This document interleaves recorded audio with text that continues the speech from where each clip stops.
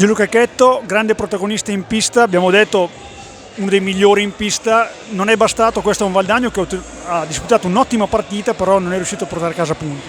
Sì, buonasera a tutti, ti ringrazio.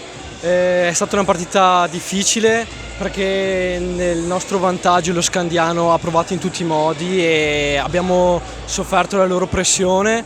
Dopo c'è stato il goaling nel 4 contro 3, dopo c'è stato il vantaggio loro. Però noi abbiamo giocato una buona partita, usciamo a testa alta, potevamo portare via dei punti, non ci siamo riusciti, però pensiamo alle prossime 3 partite che sono fondamentali per la salvezza.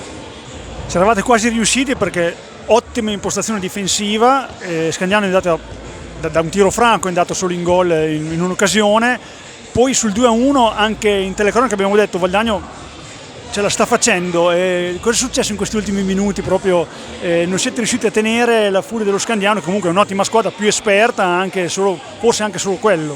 Sì, sicuramente lo Scandiano è una squadra attrezzata, con più esperienza di noi. Il 2-1 lo stavamo tenendo bene, poi c'è stata la punizione di prima e nel 4 contro 3 può capitare il gol, visto la superiorità numerica, e dopo c'è stato il gol del 3-2 e ecco.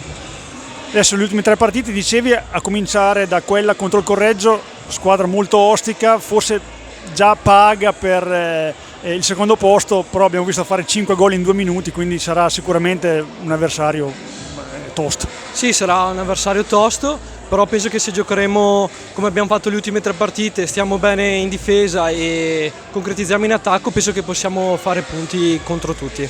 Grazie e complimenti ancora. Grazie a tutti.